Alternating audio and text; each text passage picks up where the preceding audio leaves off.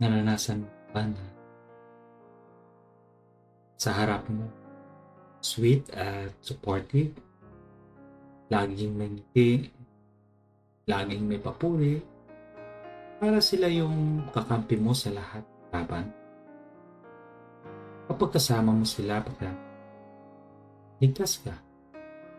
Iramdam mo, may totoong nagmamalasakit sa iyo. O sa likod mo, ang kwento. Habang ikaw ay nagtitiwala, sila ay nagsasalita ng hindi mo alam. Habang ikaw ay nagiging totoo, sila ay gumagawa naman ng kwento tungkol sa iyo. Sila yung nagkakalat ng chismis na parang biro lang, binabaliktad ang mga sinasabi mo at ginagamit ang mga kahinaan mo bilang usapan. At unti-unti napapansin mong may nagbabago. May mga taong lumalayo na sa iyo. May mga tingin na iba na. Mga taong na may mga tanong na hindi mo alam kung saan ang galing. At doon mo marirealize na ikaw at hindi ikaw bago. May nagbago lang sa kwento. Yung masakit, alam mo kung hindi dahil sa sinabi nila, kundi dahil sa kung sino ang nagsabi. Kaibigan mo. Yung taong pinagkatiwalaan mo, taong pinapasok mo sa buhay mo, at doon mo maintindihan ang isang katotohanan na mas delikado pala, peking kaibigan, sasalantad, kaaway. Kasi ang kaaway, alam mong lalabanan ka. Alam mong magkalaban kayo. Pero plastic na kaibigan, ngumingiti habang unti-unti kang sinisira. Kaya sana maisip natin na hindi lahat ng mabait sa'yo ay totoo sa'yo.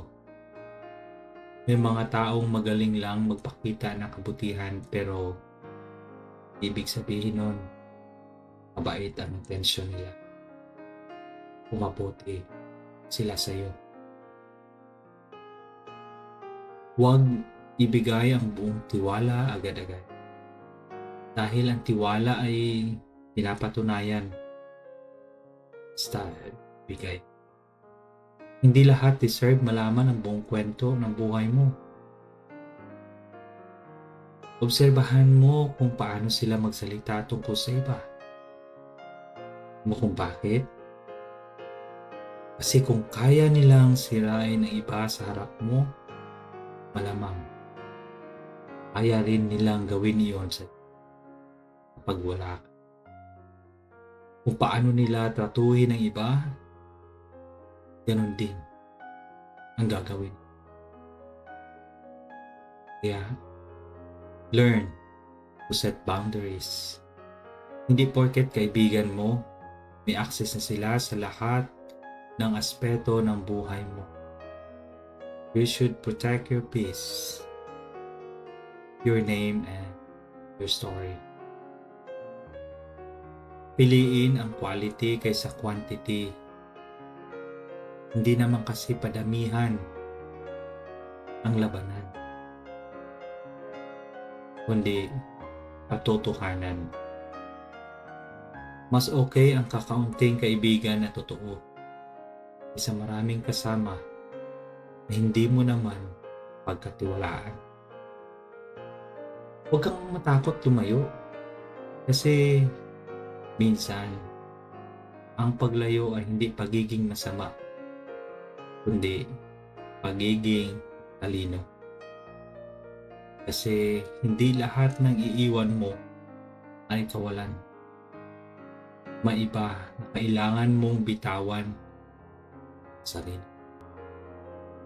Kaya ingatan mo ang sarili mo. Hindi lahat ng nakangiti sa iyo ay may mabuting intensyon. Tandaan mo, mas mabuting mag-isa kaysa napalibutan ng mga taong